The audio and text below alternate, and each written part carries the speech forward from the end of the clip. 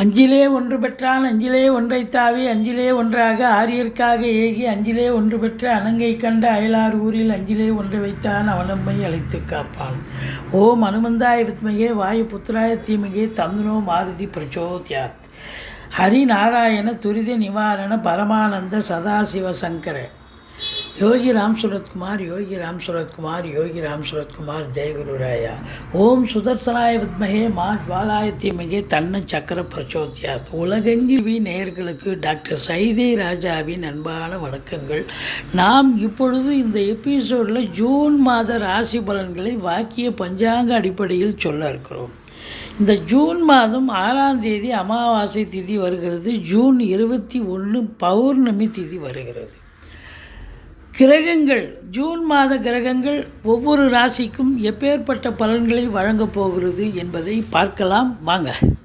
கடக ராசி காலபுருஷனுக்கு 4வது ராசி. சந்திர பகவான் ஆட்சி பெறும் வீடு. சந்திர பகவான் ஒரு ராசியில் 2.25 நாள் இருப்பார். அவர் 12 ராசியும் வலம் வரக்கூடிய கிரகம். புனர்பூசம், அதாவது 4ஆம் பாதம், பூசம், ஆயில்ய நட்சத்திரம் உள்ளடக்கியது இந்த கடகராசி. இந்த கடகராசிக்கு அஷ்டமத்து சனி நடந்துக்கிட்டு இருக்குன்னு ஒரு பெரிய வருத்தத்தில் நீங்கள்லாம் இருக்கிறீங்க. அது நிச்சயமாக உண்டு தான், உணர முடியுது. கண்டிப்பாக அஷ்டமத்து சனி நடந்துக்கிட்டு தான் இருக்குது.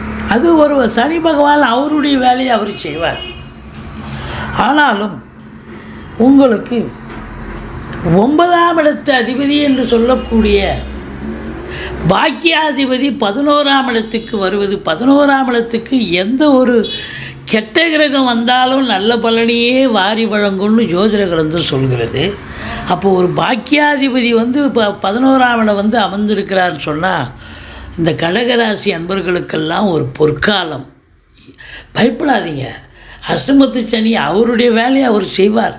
குரு பகவான் அதையும் தாண்டி உங்களை மகிழ்விக்கக்கூடிய, நீங்கள் சாதிக்கக்கூடிய, சாதனை புரியக்கூடிய ஒரு காலகட்டம் வந்தாச்சு. பொருளாதாரத்தில் ஒரு பெரிய சுபீட்சை நிலையை நீங்கள் பார்க்க போகிறீங்க அப்படின்னு சொல்லலாம். பணம் பல வகையில் பையை நிரப்பும். எண்ணிய செயல் ஈடேறப் போகிறது. தொட்டதெல்லாம் தொடங்க போகிறது. உங்களுடைய நீண்ட நாள் எண்ணங்கள், கோரிக்கைகள் நிறைவேறும் என்று சொன்னால் மிகையாகாது. இந்த அஷ்டமத்து சனிக்கு நீங்கள் என்ன அப்படின்னாக்கா பயப்படுறீங்க அப்படின்னா, உங்களுக்கு அதனுடைய அந்த ஸ்லோகம் இருக்குது. சங்கடம் தீர்க்கும் சனி பகவானே மங்களம் பொங்க மனமை திரள்வாய் சச்சரவின்றி சனீஸ்வர தேவை இச்சகம் வாழ்க இன்னருள் தாத்தா. இந்த ஸ்லோகத்தை சொல்லுங்கள். சனிக்கிழமை தோறும் எள்ளெண்ணெய் தீபம் இட்டு வாருங்கள். தலைக்கு வர்றது தலைப்பாயிட போகும். நீங்கள் அதிலேயே இருந்து உங்களுடைய கற்பனைகள், உங்களுடைய சிந்தனைகள், உங்களுடைய முயற்சிகளை வீணடிக்காதீங்க. குரு உங்களுக்கு சாதிக்கக்கூடிய ஒரு நிலையில் இருக்கிறார். எந்த முயற்சி எடுத்தாலும் நீங்கள் அது பெரிய வெற்றி பெறக்கூடிய ஒரு தருணம் வந்தாச்சு. மகிழ்ச்சிகரமான ஒரு தருணமே இது அப்படின்னு சொல்லலாம்.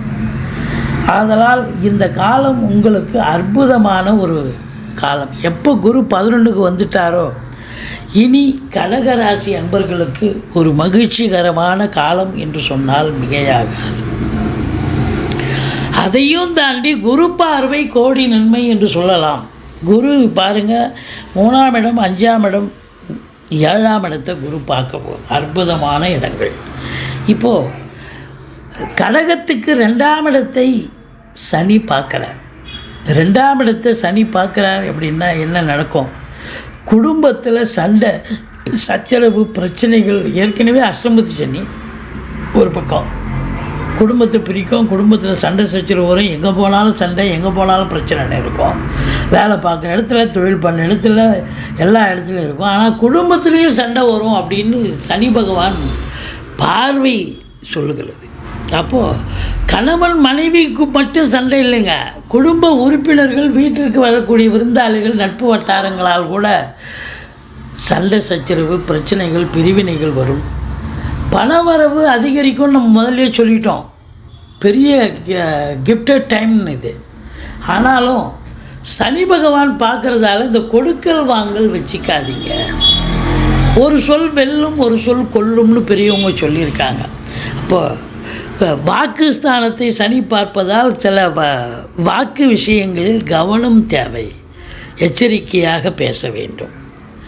மற்றபடி 3ஆம் இடத்தை குரு 3ல் கேது இருந்து அவருக்கு 3ஆம் இடத்துல கேது இருந்தாலே நல்லது தான் செய்வார்.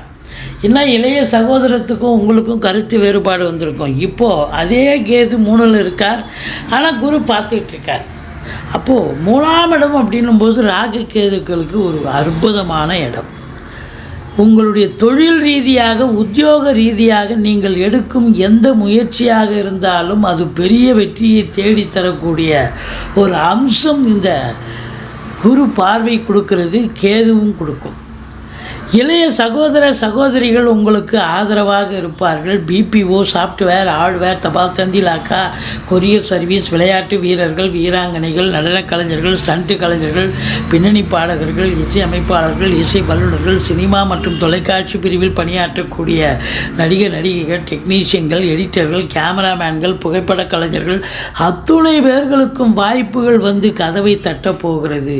எடுக்கின்ற எந்த ஒரு சிறிய முயற்சியாக இருந்தால் அது இமாலய வெற்றி பெறும் என்று சொன்னால் நம்புவீர்களா?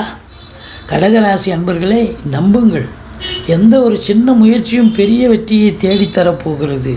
இந்த 4ஆம் இடத்து அதிபதி உங்களுக்கு சுக்கிரன் 11ல் 15 நாள் இருப்பார், அப்புறம் 12ல் 15 நாள் இருக்கார். அப்போது வண்டி வாகனங்களால் ஆதாயம் 15 நாள், முதல் 15 நாள் இருக்குது. அடுத்த 15 நாள் வண்டி வாகனங்களால் செலவினங்கள் கூட ஏற்படும்.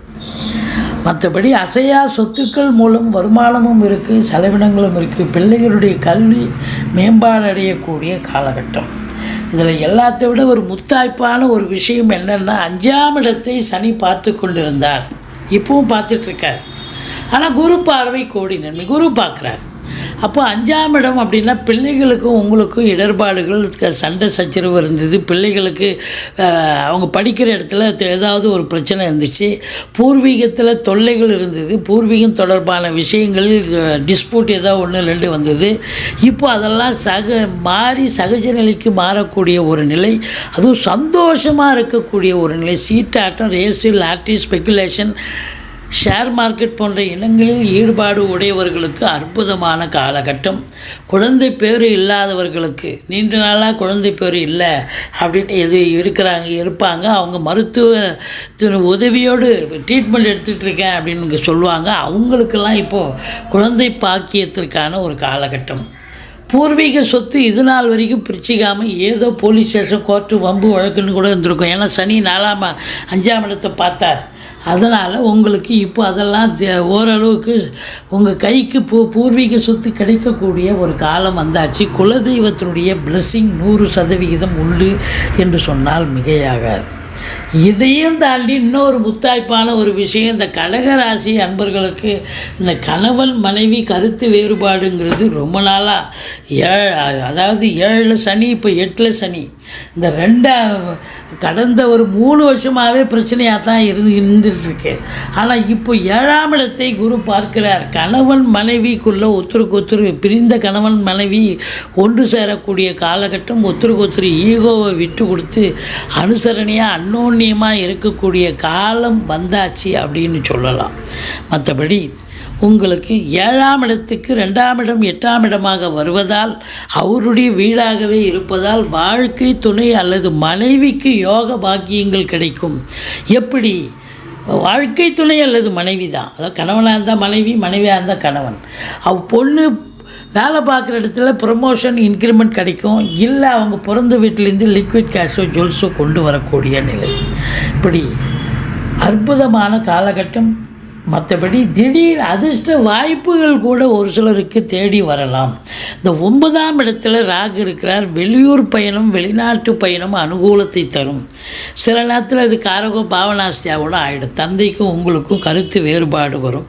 ஆனால் உள்நாட்டு வாணிபம், வெளிநாட்டு வாணிபம், ஏற்றுமதி இறக்குமதியாளர்கள், ஷேர் மார்க்கெட்டில் இன்வெஸ்ட் பண்ணுறவங்க, ஸ்பெக்குலேஷன் பண்ணுறவங்க, ஆன்லைன் பிஸ்னஸ் பண்ணுறவங்க, ஹோட்டல் பிஸ்னஸ் பண்ணுறவங்க, இவங்களுக்கெல்லாம் ஒரு சிறப்பான காலம்.